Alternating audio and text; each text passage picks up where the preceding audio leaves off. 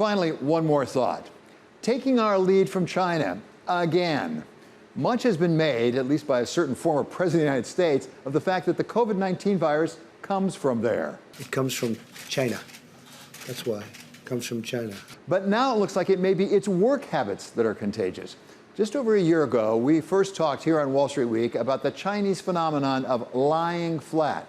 Begun 5 years ago by a 25-year-old factory worker named Luo Huazhong, lying flat is spreading through the youth of China.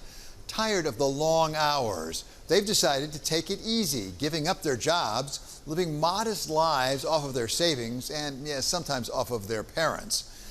And as we all recovered from the pandemic, employers were concerned that some Americans might be lying flat by simply not coming back into the workforce. A problem Sarah Ketterer of Causeway Capital described for us.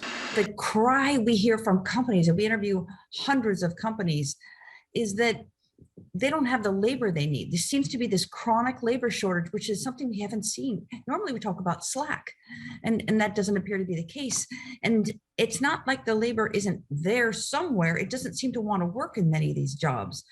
But now the problem has morphed into its own American version, what some people call quiet quitting, where employees show up but make sure that they do just what they are required and no more.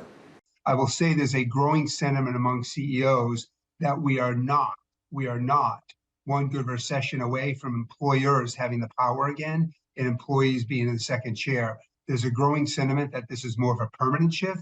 It's far from clear how widespread this quiet quitting is, or even whether it's entirely new. After all, let's be honest, there have always been some coworkers who have been happy to coast a bit. But it does raise questions for those of us who've been in the workforce for a while, whether the old norms still apply. When you and I started out in the workforce, and admittedly me a little bit later than you, but I mean, to get ahead, you did everything that you could. You were the first in, the last to leave. You volunteered to do every single extra job to get ahead. But whether it's big or it's small, whether it's new or it's old, this quiet quitting business does pose some challenges for those hard-charging managers that some of us have had to deal with over the years. We're adding a little something to this month's sales contest. First prize is a Cadillac Eldorado. Second prize is a set of steak knives. Third prize is you're fired. You get the picture?